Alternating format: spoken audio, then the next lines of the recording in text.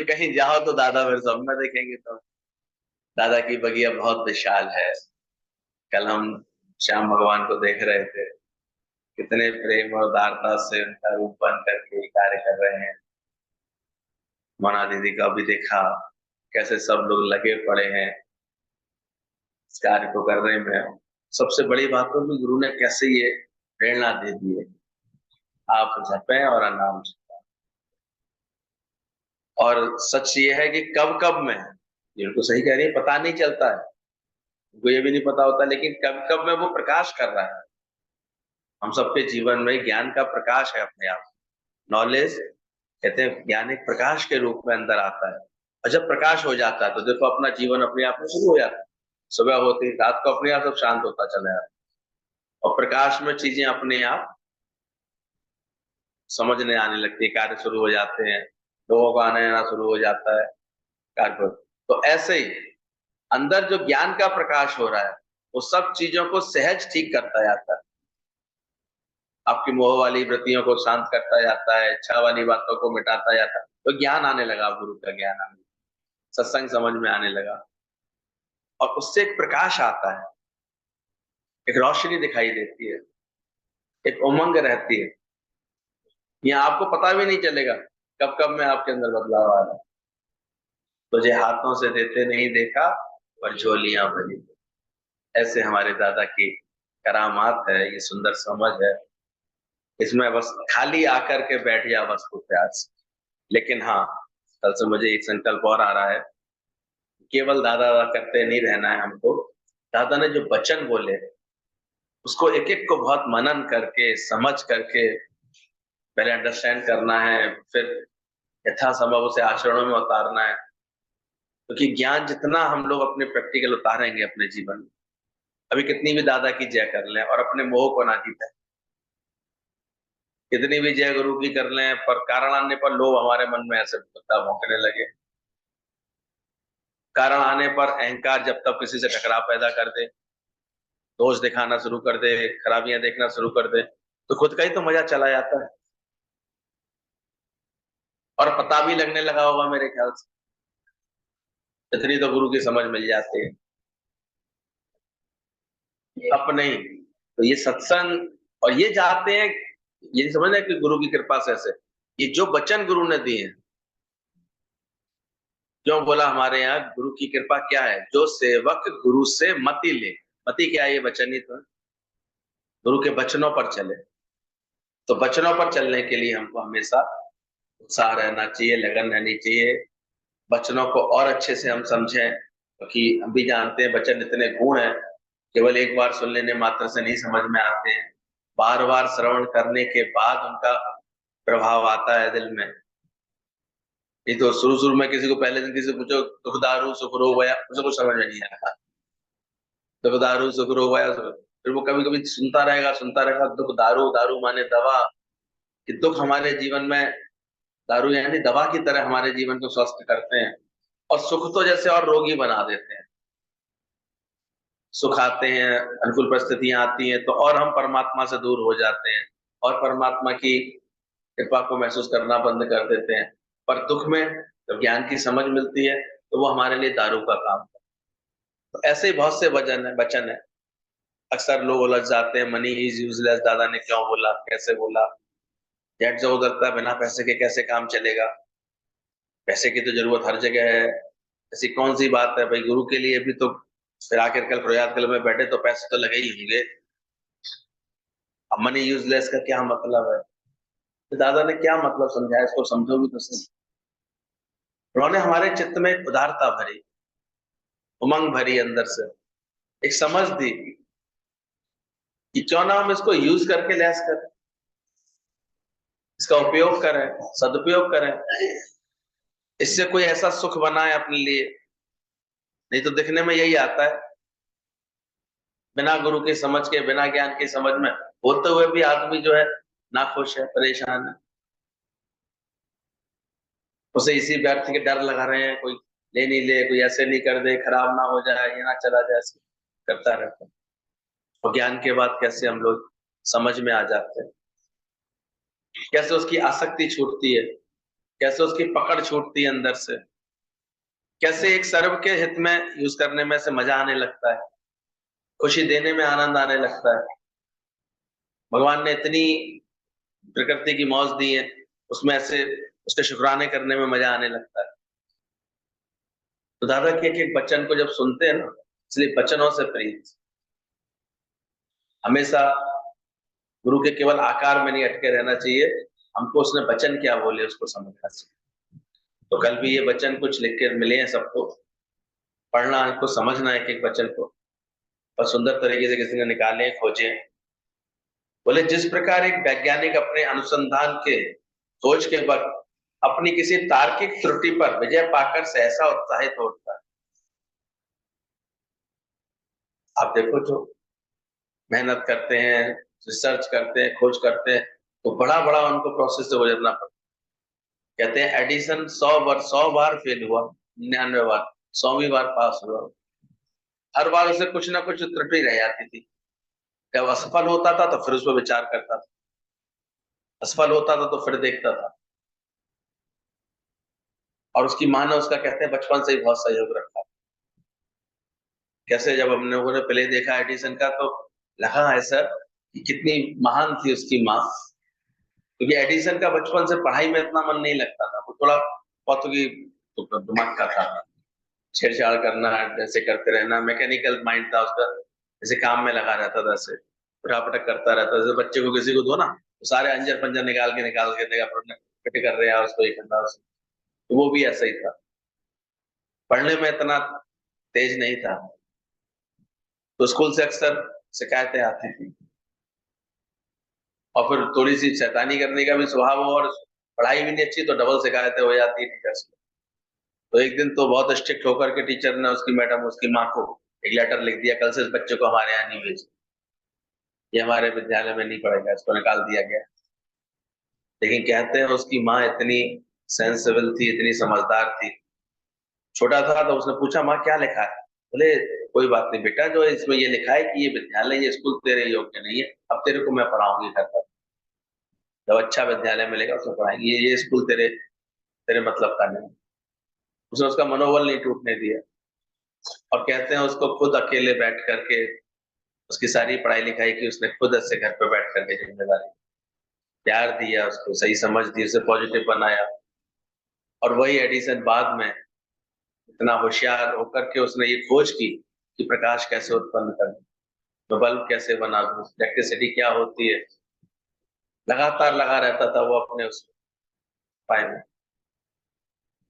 और उसमें भूल गलतियां रह जाती थी, फिर उसमें विस्फोट होते थे। तो कभी एक बार तो उसका पूरा बनाया सारा लैब जो है उसकी जल गई, उसकी तारों में ऐसे सर्किट में आग लग गई थी उसके। फिर भी उसकी माँ ने उसकी हिम्मत नहीं हारने दी, इतना सपोर्ट किया उसको। कहते जब वो सफल हुआ बाद में, सफलता तो फिर एक के बाद एक उसके अनुसंधान अच्छे होते गए।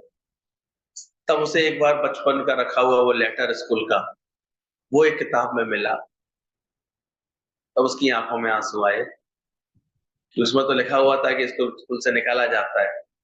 उसे याद आई माँ ने तो मुझसे ये कहा था कि ये स्कूल तेरे लायक नहीं है। धन्य है वो माँ, उसने ऐसी समझ। तो यहाँ भी गुरु ऐसे विभाग, हमें कभी किसी चीज के लिए ऐसे नहीं करना चाहते तो मैं ये नहीं आता, तो मैं ये नहीं आता।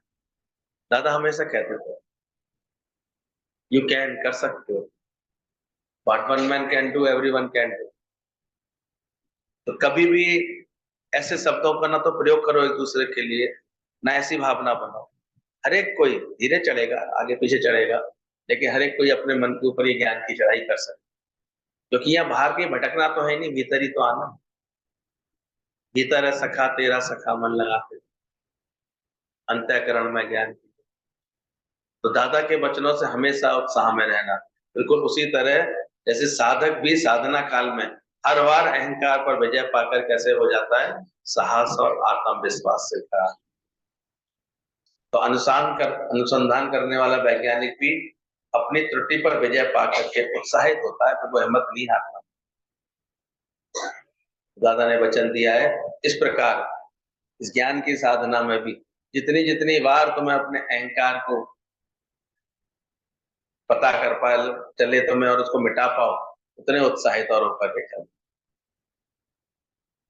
क्योंकि ये अहम ही हमारा दुश्मन बन के, मैं ही खुद पर्दा बनाता मुझको ये मालूम नहीं। मैं का पर्दा आ जाता है, परमात्मा नहीं। गुरु के वचन ज्ञान का अभ्यास इस मैं के पर्दे को बार बार हटाता है। अरे तू ही नहीं तो तेरा सब कुछ क्या है। एक आने गुरु ज्ञान देता है, 15 आने हमारे घर परिवार की परिस्थितियां हमें क्या कराती, तो ये अहंकार तोड़ती तो हुई है। गुरु के पास तो कदाचित हम अपना अहंकार और पुष्ट कर ले आते हैं, तो कौन तोड़ता है? टूटे तो अच्छा है ना, मुंह क्या बना के आइए फिर। कोई अहंकार तोड़े तो अच्छा लगना चाहिए। कोई परिस्थिति, किसी का व्यवहार, किसी की बात, तो उल्टे दुखी हो जाते हैं। तो नहीं होना चाहिए ऐसा।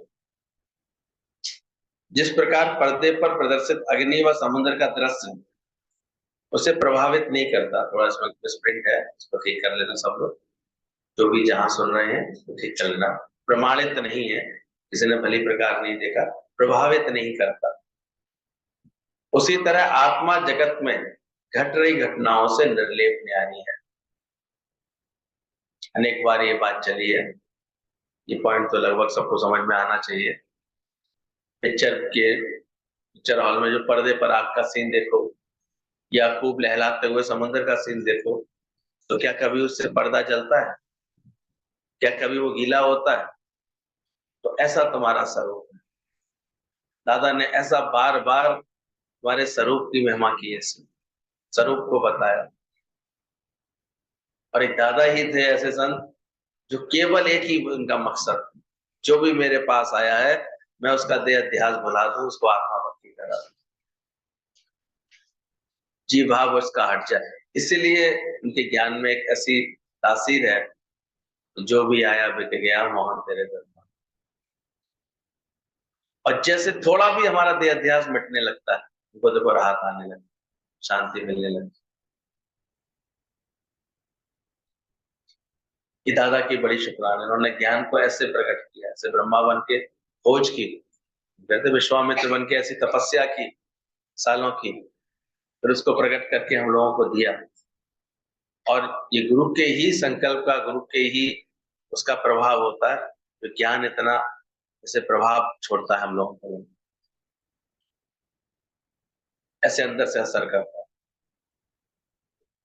कल तो दादाजी श्याम भगवान बता रहे थे, पहली बार हमको पता लगा कि वहां पर बिजनेस करते थे दादा, चार भाई, चारों लोग, उसी के बता रहे थे, इंडोनेशिया जकार्ता, और वहां पर इंडोनेशिया में थे। तो वहां पर उस समय सेकेंड वर्ल्ड वॉर के टाइम पर पूरा उथल पुथल हो गई थी। पहले अमेरिका के कब्जे में था, वो जापान ने जीत लिया। तो उस वक्त उन लोगों का बड़ा, समझ लो कारोबार में तो बहुत होशियार होते थे, और दादा उसमें प्रमुख थे। सब उनको दादा ही इसलिए कहते थे, बड़े भाई। उनकी सलाह बड़ी अच्छी होती थी, व्यापार में बड़ी उन्नति कराते थे। लेकिन जब ऐसी परिस्थिति बदली, कर्जा भी बहुत था व्यापार पर, बैंकों से कर्जा लिया हुआ था, सेकेंड वर्ल्ड वॉर में सालों तक ये स्थिति बन गई थी कि कारोबार बिल्कुल ठप हो गए थे। दुश्मनियों की वजह से वहां से छोड़ के भी आना पड़ा, फिर बाद में कहते हैं उसकी वजह से जो एकदम से उथल पटक आई थी, इतनी उथल पटक आई, पूरा दीवाला सा जैसे निकल गया था। बैंक तो छोड़ते नहीं, दादा कहते हैं बैंक से तुम ले तो लेते बड़े आराम से, लेकिन वो छोड़ते नहीं है। उसके बाद बहुत तरीके हैं लेने के बाद, बिकवा देती है वो, तुम्हारी जमीनें बिकवा देती है वो, तुम्हारे सब बिकवा देती है। तो वो जो दादा को एकदम से सेटबैक लगा था, उसने उनका मन ज्ञान की तरफ मोड़ा। उसी वक्त उनको ऐसे गुरु मिल गए। उनका एक दोस्त, और ये भी एक अजीब इत्तेफाक है, दोस्त भी था जो बाद में समधी भी बना, और बाद में वो दोस्त जो है ब्रह्मा कुमारी संस्था का फाउंडर भी था। वही, उनका भी सोना चांदी का कारोबार था, और वो भी, उनको भी गुरु की लगन लगी थी, तो उनका भी चित्त माया से रहित हुआ था। कहते उन्होंने भी अपने जीवन को उधर से लिया। एक ही गुरु की प्रेरणा से इधर ये धारा निकली, और इधर से दादा भगवान ने फिर ये सच निकाला, अपना मनन करके फिर उसको प्रकट किया। ये बड़े जो है गुरु के शुक्राने हैं, तो उस समय जो है लालजी साईं के वचन ऐसे उनको असर कर गए। कहते जिस समय वचन लग जाए हमारे को, वो घड़ी सुहानी हो, समझ आ गए। और दादाजी का बता रहे थे कि दादा भगवान ज्ञान सुनने के बाद ये नहीं कि फिर अपने काम धंधे पे निकल गए, ऐसे ये निकल गए, ऐसे टाइम वेस्ट किया है। फिर वो एकांत में बैठ करके उसका मनन करते कि क्या सुना, उन्होंने क्या बोला, कौन सा वचन चला, कैसे वचन चला, मेरी समझ क्या थी पहले और अब गुरु क्या बताना चाह रहा है। तो उस वचन को जब मनन किया, तो जो माया को लेकर के इतना बवंडर था दिमाग में, इतना अंदर में धोखा था, ऐसे अंदर में नकारात्मक भाव यहाँ तक आ गए थे कि शरीर को ही शांत कर लूं मैं अपने, बोले वहां पर एक जैसे सुकून का दीपक जलने लगा और बढ़ने लगा धीरे धीरे उसका प्रकाश। पर ये कब होता है? जब हम श्रवण के बाद मनन भी करते हैं। मुझे ये बात अच्छी लगी। हम खाली श्रवण तक हैं तो फिर इतना बात नहीं होती, वो तो फिर ये सागर के किनारे आएंगे उतनी देर की मौज। जैसे कल बहुत सारे लोग मौज ले गए, बड़ा सागर लहरा रहा था दादा भगवान का। अच्छा भी ये सब भाव रख के आते हैं तो सब हो जाता है। अच्छा लग रहा था जब सबके हाथों में ऐसे दादा का वो कार्ड लहरा रहा था, ऐसे लग रहा था कैसे अपने बच्चों पर, और वो दिन भी कोई खास होता है जब कृपाएं बरसती है, गुरु की ऐसी रहमत बरसती है। तो बोला दादा ने इस तरह से उस वचन के लाभ देखे अपने जीवन।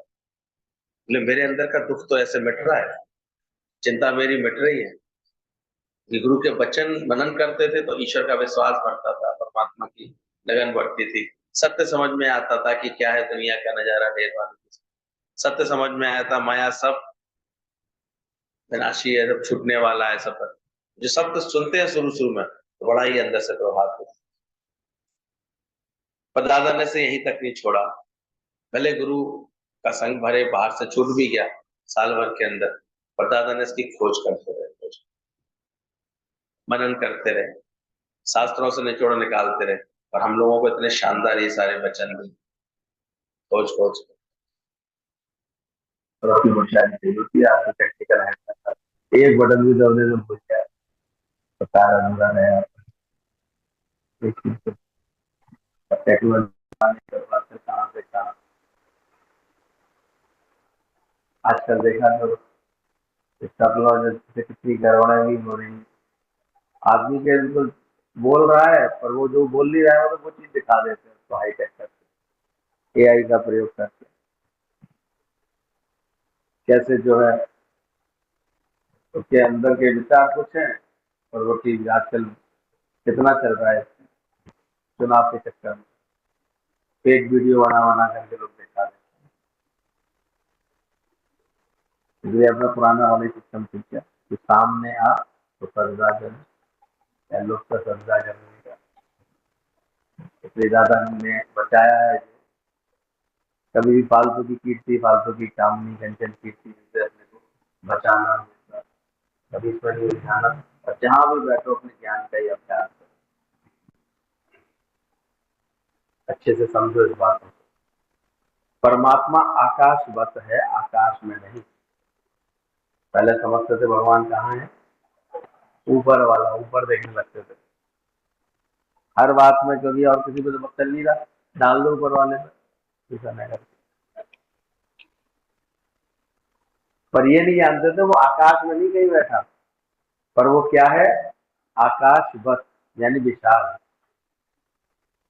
वो हर जगह उसी की सत्ता है, वो जगह ना तो उससे खाली है तो व्यापक जाली खाली।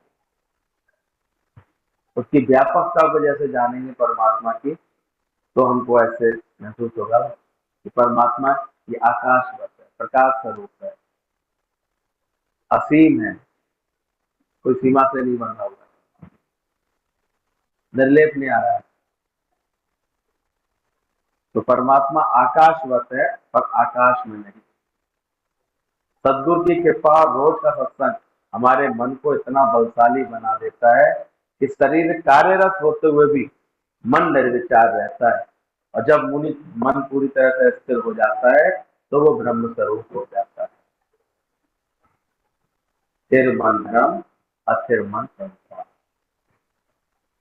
कल भी दादा का एक वचन पढ़ रहे थे शाम को, बोले तेज मन, बहुत एक्टिव है, मन बहुत चल रहा है, मन हर जगह बहुत चतुराइयां दिखा रहा है, हर जगह बहुत मीन मेक कर रहा है, हर जगह मन बहुत चल रहा है, मन बहुत चतुराइयां होशियारियां दिखा रहा है। तो दादा ने उसको बोला ये सिक मन है, ये भी बीमार है ये मन, और ऐसे ही मन के कारण हमें बीमारियां मिलती है। ध्यान रखें। जिनके मन शांत नहीं रहते, मन सारे समय हलचल में रहते हैं, मायके में तो ससुराल की चिंता, ससुराल में तो मायके की चिंता, सारे समय कोई बड़ा भाग ये सब चलता रहता है उनके दिमाग में, हिसाब किताब चलता रहता है।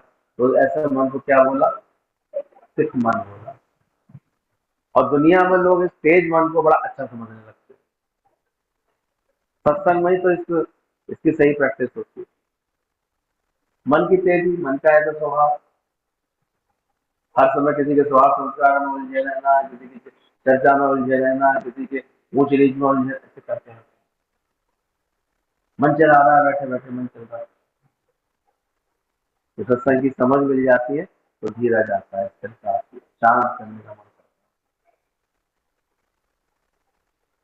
आप देखोगे आपके विचार अपने आप गुरु के सत्संग से आप पहले से शांत, जो हो रहा होगा उस पर आपका विश्वास होगा, भगवान करने वाला, भगवान की कृपा से होगा, अच्छा होगा। तो मन आपका धीरे धीरे धीमी गति से चलने लगता है। दादाजी कहते थे कि मन मूसा पिंगला भया पी पारा भया। चूहा बहुत तेज दौड़ता था, लेकिन जब उसे पारा पिला देते हैं तो वो पिघला जाता है, अब धीमे धीमे चलता है। पहले मैरी रो राउंड की तरह बहुत चक्कर चक्कर से बहुत अच्छे, यहाँ जाना, ये करना, आज ये भी देखना, ये जिम्मेदारी है, यानी क्या तो मेरे काम बिगड़ जाएगा, ये देखना मेरे बहुत जरूरी है, मैं नहीं पहुंचा तो दूसरा बाजी ले जाएगा, कितनी तरह की माया छुपाए रखते थे। सत्संग का अगर सही प्रभाव पड़ रहा होगा ना तो आप देखोगे आपके मन के अंदर करता है। व्यर्थ में जो चाहना की जो भटकाती थी वो तो पहले ही शांत होगी। तो चला विश्वास आने लगता, पहले रहती प्रारंभ पीछे रहते। कितना हम लोग देखते सत्संग के बाद, आप सत्संग की लगन रख करके तो भगवान का भाव रख करके बचाइए, आपके सारे कार्य इतनी आसानी से होते नहीं। कर्ता भाव गुम करा देता है, अहंता गुम करा देता है, ममता गुम करा देता है। तो ममता में बैठे बैठे मन चलाते, फोन नहीं आया तो मन चल गया, फोन आ गया कोई बात कह दी ना तो मन चल रहा। क्या करोगे ऐसी चतुराई, नहीं भी होती है तो सोच सोच कर कैसा चलाता रहता है। अगर सही सत्संग अंदर में जा रहा होगा तो आप देख रहे होंगे कि मन मूसा पिघला भया। अरे मन पिघलाया है कि अभी भाग रहा है, दिन रात भागता रहता है, दौड़ रहा दिन रात सदा, जग के सब कार्य बिहार। पर ये गुरु की कृपा से अब पिघलाने लगता है। अच्छा, पिघलाने के बाद एक काम और करता है, वो किसकी तलाश में भागता है, वो पानी की तलाश में चूहा भटकता है। तो गुरु यहाँ ऐसा रस मिलाता है, ऐसा ज्ञान मिलाता है, जब ये सुबह शाम किसकी प्यास करता है, परमात्मा की, ज्ञान की, सत्संग की। हम्म? देख लो। तो मन दूसरा ऐसे पिघला जाता है और फिर उसको ऐसे लगन रखती है कि कैसे पानी मिले, और जितनी जितनी लगन बढ़ जाती है ना, अब आगे सत्संग कैसे मिले, गुरु कहाँ मिलेंगे, अब कहाँ मिलेंगे। तो देखो 3 3 महीने आगे क्या, जैसे दिमाग में प्रोग्राम सेट हो जाता है, यहाँ जाएंगे। कितने लोग देखते हैं दादाजी के दीवाने लोगों को, उनके फिक्स लगे बने, जाना है तो जाना ही है, मिलना है तो मिलना है। और उन्हीं के जीवन में ज्ञान का प्रभाव भी आ रहा है, और बंधन भी उन्हीं के घूम रहे खुल रहे हैं, बाकी तो बैठी रहे, दूसरे काम बोलने बैठी। कीमत कब बढ़ेगी, ध्यान है ना आपको, जब यहाँ का सुना हुआ किससे निकलना शुरू होगा, मुख से निकलना शुरू होगा। और मुख सुनेगा तो फिर अपना ही मन सुनेगा तो लजाएगा, फिर अंदर जाएगा, अंदर जा करके निकलेगा तो और ज्यादा असर करेगा। इसलिए ध्यान रखना, इन वचनों पर चले बिना जय दादागिरी होगी। बाकी ऐसे ही बाहर मेला तो लगा लो, डुगडुगी बजा लो, कितने भी दिन भीड़ लग जाए, उससे कोई फायदा नहीं होगा। इसलिए कभी भी हम लोगों के दिमाग इन सब चीजों से खराब होते हैं। जानते हैं असली ताकत तो ज्ञान के वचन है, गुरु के वचन है। वो जब तक नहीं सजेंगे जीवन में, तब तक फायदा नहीं होगा। उसको सजाओ अपने जीवन। मन की गति इतनी तुम्हारी स्थिरता में आई, शांत है, अब बैलेंस में चलेगा। जो ऐसे रैट रेस वाला सर्किल था ना, घोड़े का रेस का सर्किल, फिर धीरे धीरे कौलू के बैल का सर्किल बनता है। अब आप बिल्कुल अपने कार्य व्यवहार के लिए बस निकलेंगे, फिर समेट के अपने में सत्संग के दायरे के लिए निकलेंगे, फिर समेट। पहले कितना मन इधर उधर की बातों में, इसकी खबर ले लूँ, इसकी घटना जान लूँ, इसके बारे में कुछ लूँ, कभी इसको फोन कर रहे हैं, उसको फोन। अब ये सब संकल्प खत्म है। अब हाँ, तो गुरु ने आज्ञा दी है कि कार्य दिया है, फोन भी होगा तो तभी ऐसे करने का मन करेगा। चर्चाएं करना, यदि खबर लेना खत्म हो जाए, स्थिरता आएगी।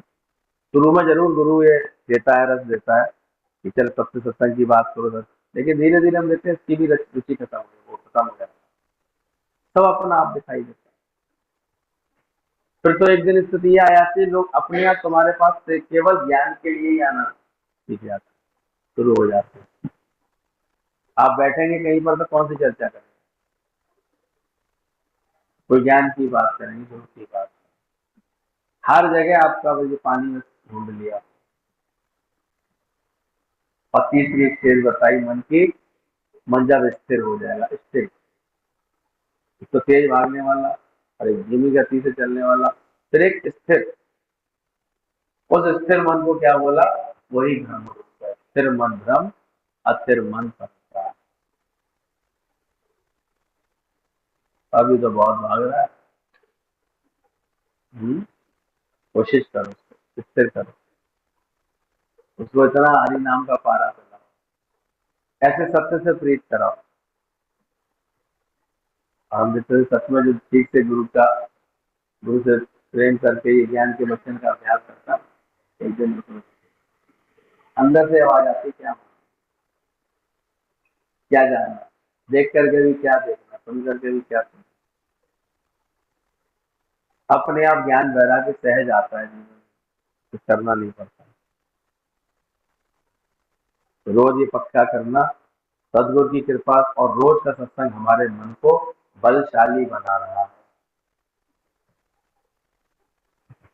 लेकिन कभी कभी क्या लगता है, बहुत तेज दौड़ने वाला मन था ना, वो बलशाली लगता था। अब तो ऐसा लगता है जान से निकल गई सत्संग सुनते सुनते।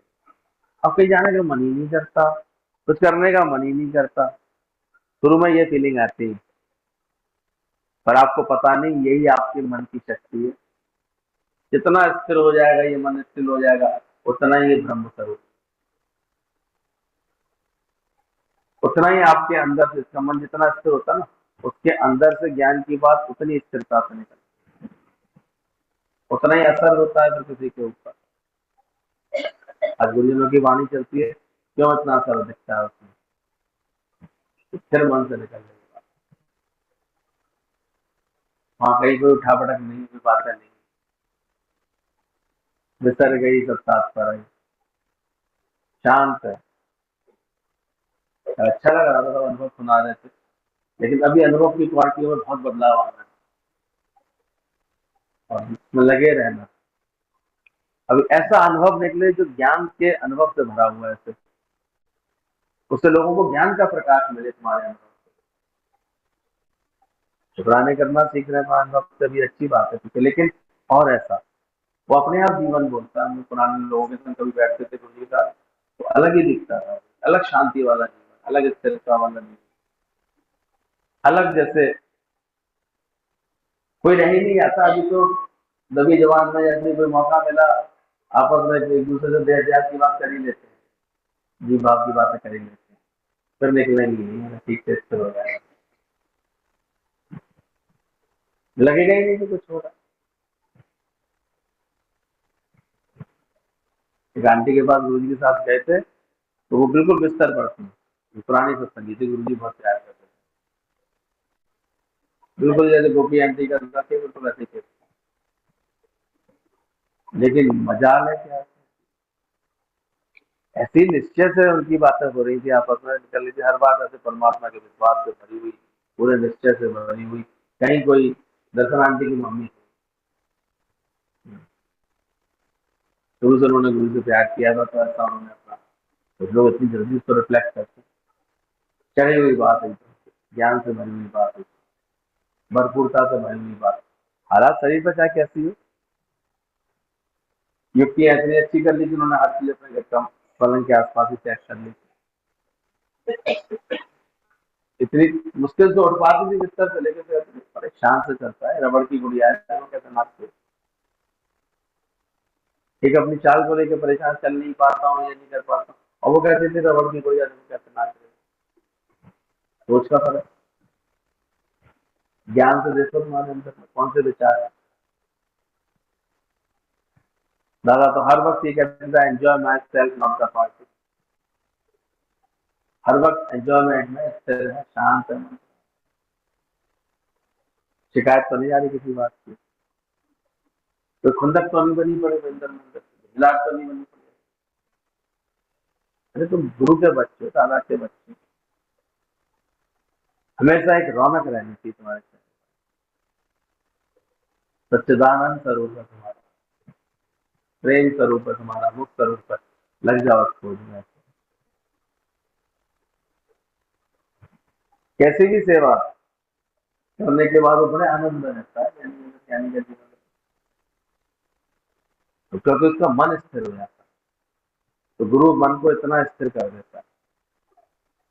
गुरु की कृपा सदा हमारे साथ है, हमारा पुरुषार्थ केवल इतना है कि हम बस वहन मुक्ता छोड़ करके निज स्वरूप में स्थित रहना सीख लें, यही गुरु कृपा और सच्चा प्रसाद प्रसाद है।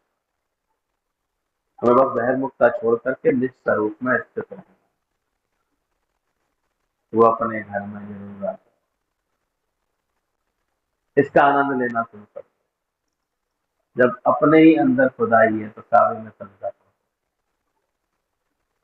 खुद ही लगना चाहिए कहाँ जाना है, कैसे जाना है।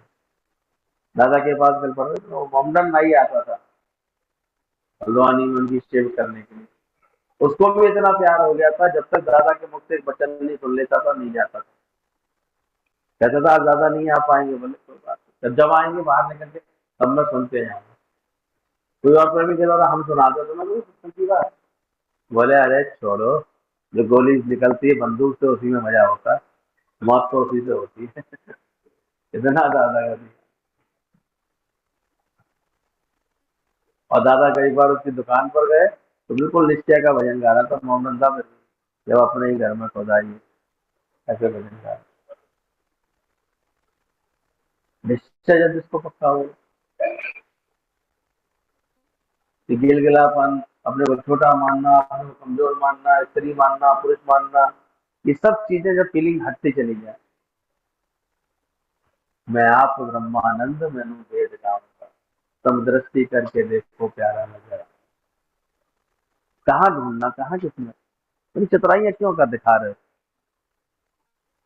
किस बात के लिए ऐसी सोच रहे हो, चतुराइयां क्यों ले चाहते हो।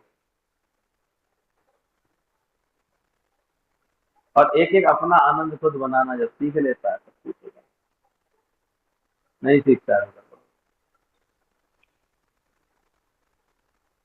कहाँ है आनंद का स्वरूप तुम्हारा है, इससे अलग कहाँ जाते हो। कभी दादा कह रहे थे कि तुम भगवान को बाहर कहाँ खोजोगे, जब कोई बना पड़ा अपने घर से निकल करके कहीं भी भटकोगे तो भटक ही तो जाओगे, ऑटो वाला भटका भटका के फिर उसे एड्रेस मिले आए, नादानी में तुम समझो मैं बहुत घुमाए, साधन रहित तो भ्रम में साधन रहित ही पाए, तो केवल सत्य का निश्चय करना, पर आदत है अभी तो यहाँ भी देख क्या हुआ क्या होता है, वो क्या करता है, क्या क्या देखा, अगर कहीं मिलेगी कोई एक बात ऊंचे से होती तो वो आत्मा की ही होगी और कुछ नहीं हो सकता। आत्मा बिन हर गाल को दिल से सदा नकार।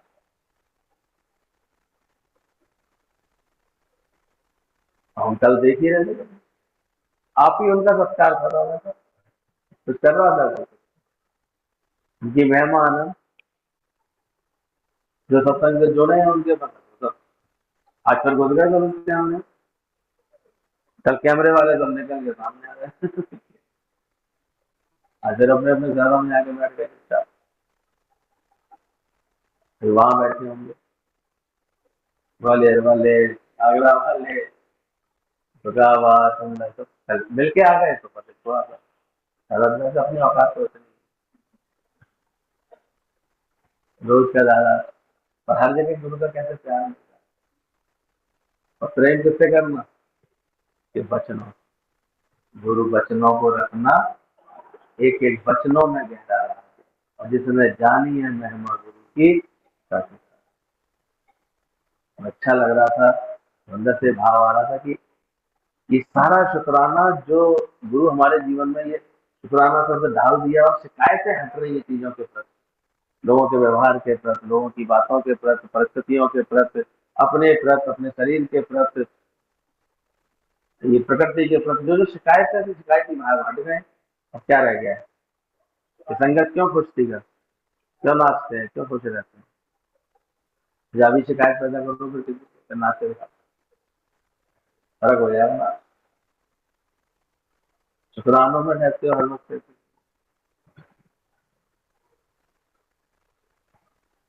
ये शिकायत नकारात्मकता फैलाती है और शुक्राना प्रकाश बन जाता है, अंधेरा फैलाती है। तो क्यों नहीं शुक्राना करो। दादा ने बोला हर 1 घंटे बाद 2 मिनट का तहे दिल से शुक्राना करो, हर आधा घंटे बाद शुक्राना करो, ऐसे 1 घंटे बाद शुक्राना।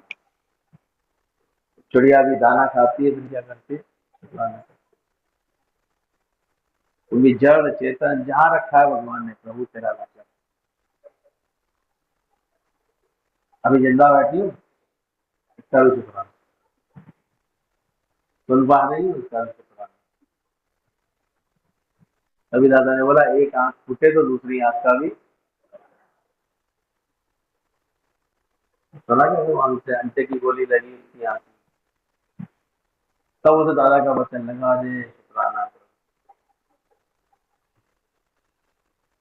शुक्राने करने की आदत इतनी बढ़ रहा है। तो गुरु की कृपा यही है कि बहिर्मुखता छोड़ करके निज स्वरूप में स्थित होते चले जाए। और कोई कृपा नहीं है, साईं कृपा करना। गुरु यही कृपा करता है कि बस तुम अपना सब बाहर का जो आकर्षण मन को लगता है, जो बहिर्मुखी बनाता है, तो छोड़ कर। अभी ये कहती थी दिल की गली में रौनक है, मेरे अंदर ही इतनी रौनक लगी, आनंद लगा पड़ा। भीतर है सखा तेरा सखा, अपने परमात्मा से ही मिलकर के एक होने में। इसलिए मौन सहज भाने लगता है, यानी एकांत प्रिय हो जाता है, आनंद स्वरूप हो जाता है। उस एकांत में और अधिक परमात्मा से जुड़ करके ऐसे भजन भाव में लीन हो जाता है। और अभी भी जो नादान है वो मुंह से निकालते रहते, मन नहीं लग रहा, अकेले हैं, दुख लग रहा है। क्या नहीं को लगता है, उससे पूछो कैसी कटी रात, क्या बोलेगा, मानो नींद नहीं आई रात में। कब भी सुबह पूछोगे तो क्या कहेगा वो, आदि राजा तेरे जैसी और आदि तुझसे भी अच्छी। ये कौन सी समझ है। तो राजा जब 2:30-3 बजे देख रहा था, उसको नींद नहीं आ रही थी 2 बजे तक, महल पर चढ़ करके ऐसे देख रहा था नीचे। तो वहां एक फकीर उसको दिखाई दिया, फकीर पेड़ के नीचे बैठा रहता था, प्रभु का नाम लेता है। इसमें तो दिन भर प्रभु का नाम लेता है, क्या मिलता है इसको पास। खुले में सोना पड़ रहा है, एक ढंग का चादर भी है नहीं ठंड से बचने के लिए, कुछ भी नहीं है, क्या सुख मिलता है। राजा को बड़ी मुश्किल से नींद आ रही थी, तो नींद आई जब थोड़ी बहुत देर के लिए, सुबह जब आया तो फिर भगवान के भजन में लगा हुआ था। तो राजा को बड़ा आश्चर्य हुआ। बोला कैसे हो महाराज जी, रात कैसी कटी? संत महाराज सो गए थे 2 ढाई 3 बजे के बाद। जब तेज नींद आई तो झपकी लग गई एक 3 4 घंटे की, उसके बाद रुक गए। राजा ने मुझे रात कैसी कटी? कहता है राजा, रात आधी तो तेरे ऐसी कटी और आधी तुझसे भी अच्छी कटी। बोले क्या मतलब? बोले देख सोते समय तो तू राजा रहा कि फकीर रहा, क्या पर मतलब है? मेरी तेरी सोते समय की स्थिति तो एक थी, पर आधी रात मेरी तेरे से अच्छी इसलिए कटी क्योंकि तू जब तक नींद नहीं आ रही थी टहल रहा था, चिंता कर रहा था, टेंशन कर रहा था, चिंताओं में पड़ा था। और मैं उस समय क्या कर रहा था? तो ये युक्ति है तुम्हारे पास। बड़ी उम्र हो जाती, कभी नींद नहीं भी आती, कभी बदलाव की वजह से नींद नहीं आती है, उस समय तुम ऐसे कहते हो, लगाते हो अपने मन को इतना भजन भाव करने में। अरे नहीं, थका हुआ दिन में इसलिए नींद नहीं आ रही, चिंता बना लेते हो, नींद नहीं आती, नींद नहीं आती।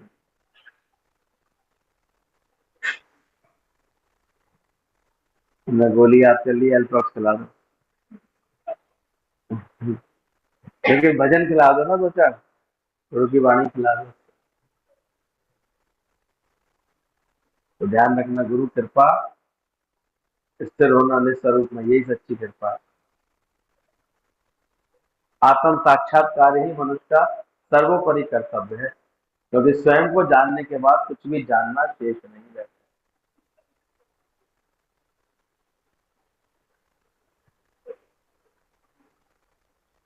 गुरु हमको ये सबसे ऊंचा कर्तव्य निभा देता है, हमारा बना देता है, आत्म साक्षात्कार। क्योंकि स्वयं को जानने के बाद कुछ भी जानना शेष नहीं रहा। अपना मूल पहचान, ना मैं आता हूँ ना मैं जाता हूँ, इस निश्चय को ज्यादा ने जीता बनाया हमेशा। और हम सबके लिए यही भाव छोड़ के गए हैं कि तुम भी जल्दी से जल्दी साक्षात्कार करो, ऐसे अपने इसमें आ जाओ, भाव में आ जाओ। क्योंकि स्वयं को जानने के सिवा कुछ भी जानना शेष नहीं रहता। लेकिन इसके लिए सदगुरु की कृपा अनिवार्य है। उसकी कृपा मिलती है श्रद्धा और जैसे ही मन में से ये दोनों भाव गायब होने लगते, तो तुम अपने आप ही खामखा गुरु का आरोप लगाते हो।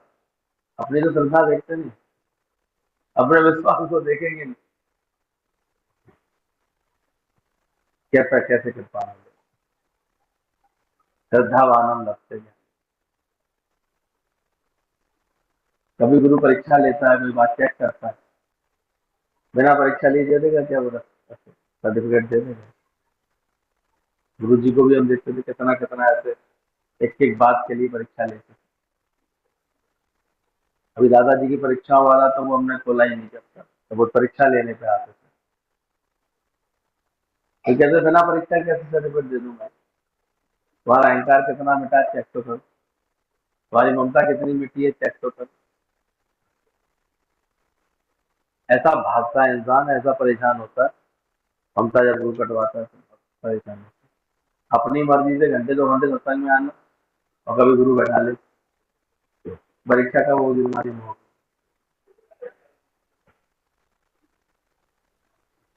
अभी तो आप लोगों ने स्टेज में कोई दिक्कत नहीं। तो पहले जब गुरु जी से वो करते थे,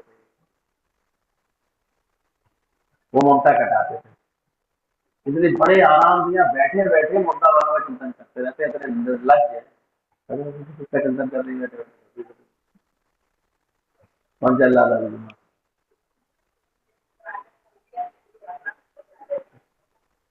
लेकिन अभ्यास करोगे तब तो ऐसा। जब ये संकल्प लेके आओगे गुरु जी मेरी ममता कार्य तो अचानक ही गुरु के मुख से कोई आज्ञा ऐसी निकलेगी, ये भी ध्यान रखना। गुरु नहीं बोलता। राम भी भ्रम में आ रहे हैं कि शायद वशिष्ठ मुनि अज्ञानी देखते हो तभी तो ज्ञान देते हैं। बोले ना, तेरी भावना से बोलता हूँ। एक दिन चुप हो गए बिल्कुल, कुछ बोले ही नहीं, तो राम का मन चलने लगा, ये बोल क्यों नहीं रहे हैं, बोल क्यों नहीं रहे हैं। कबल्ली समझ में आ रही है? कल भी दादाजी बोले थे मैं तो बिल्कुल मौन हूँ, ये जो भक्त आके बैठ जाते हैं इनकी भावना। कल इतने डिटेल में दादा भगवान के जीवन बता रहे, इतने प्रेम से सारा सुनाया। मेरे भगवान कहते रहे आते, अब आप आज आराम करना, ज्यादा नहीं बोलना। और वो कहते मैं थोड़ी बोलता हूँ, मैं तो चुप। सच में जब इतने भाव रख के लोग आ जाते हैं तो गुरु भी बोलता है, ये तो गुरु चुप है।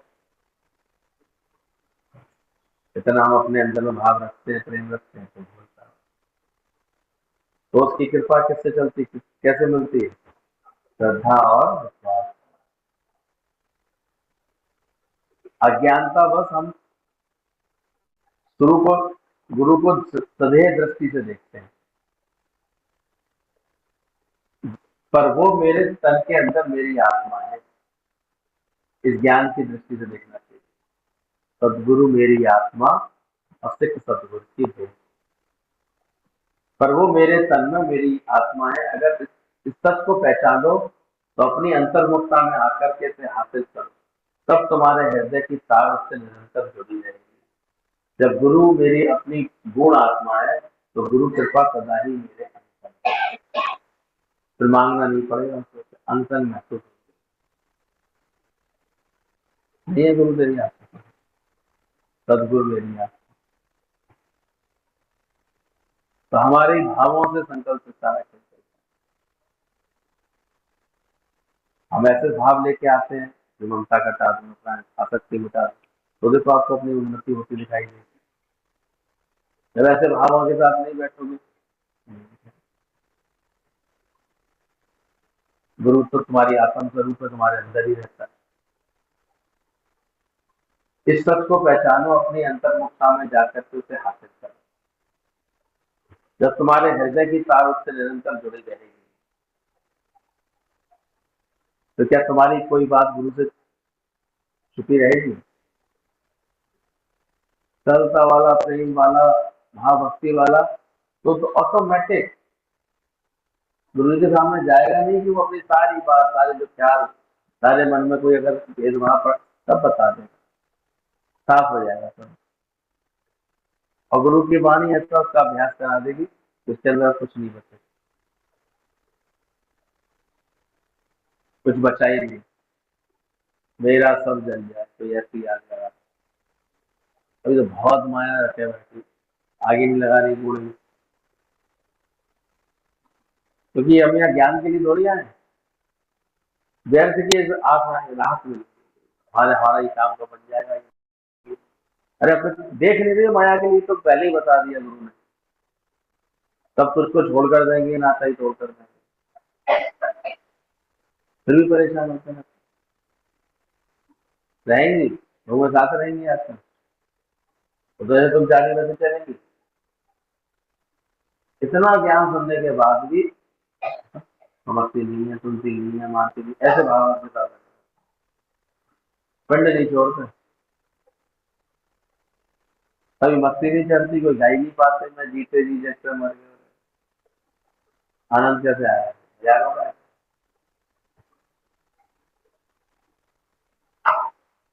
जो बोलेगा मैं जीते जी जगते मर गए, आनंद किसको आया? उसी को तो आया। ये तो बैठे बैठे वो मन चलाता है तो होता है। और जो समर्पित होगा वो गुरु जाने, उनका काम। मुझे सुधारना भी किसे है, मुझे बदलना भी किसको है? वो तो कहेगा कि बहुत अच्छा, जो जैसे करना है बहुत अच्छा करना है, ऐसे ही मेरे प्रभु की मर्जी है, ऐसा ही वो चाहता है। तो शिकायत बनाते हो जो अपने अंदर, वो तुम्हारे ही ऊपर पड़ती है। तो बोला शिकायत की शी शी, और शुक्रानों का शुक। शुक्रानों के शुक्राने आ जाते हैं ना, तो फिर अपने आप तुम्हारे दिल में फिर कोई दुख नहीं आता। तो ऐसा अपने मन को बदलो। अज्ञानता बस तुम गुरु को सदैव दृष्टि से देखते हैं, पर वो तेरे तन में तेरी आत्मा है। सच को पहचानो, अपनी अंतर्मुखता से आकर उसे हासिल करो। जब तुम्हारे हृदय की तार उससे निरंतर जुड़ी रहेगी, तब गुरु मेरी अपनी गुण आत्मा है, जब तो गुरु कृपा सदा मेरे, वो हर वक्त गुरु की कृपा महसूस करता है। और यही कृपा है जो तुमको अज्ञान से गुरु बचाता है।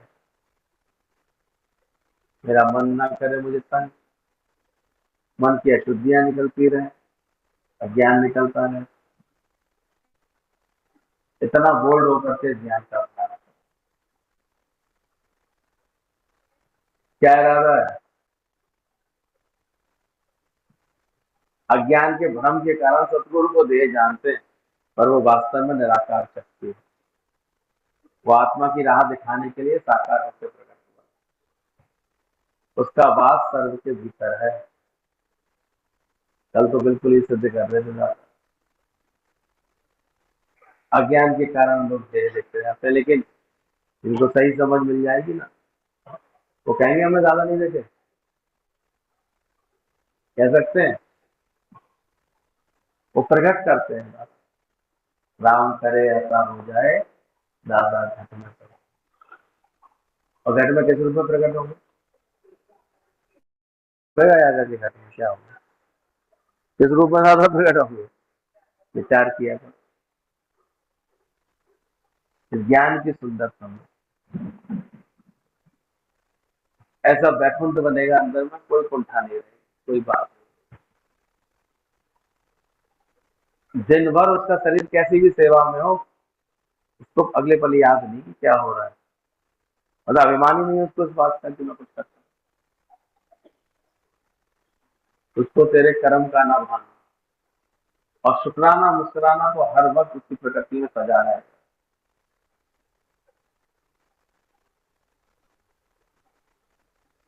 ऑटोमेटिक सबको ऐसे दिखा रहा है। और वो कहती कि ऐसे सब लोग फिर फायदा लेते हैं, हम ज्यादा झुके के सत्संग के बाद हम नम्रता करते हैं, लोग ऐसे करते हैं फायदा लेते हैं। वो दिखता कब है ये बात है? क्यों दिखती है? तुम नम्रता कर रहे हो इसका मतलब?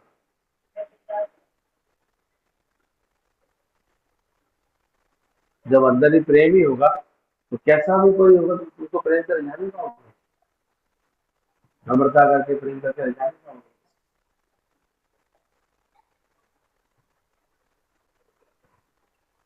ज्ञानवान की तो सारी सृष्टि है, सृष्टि प्रेम के वक्त में है।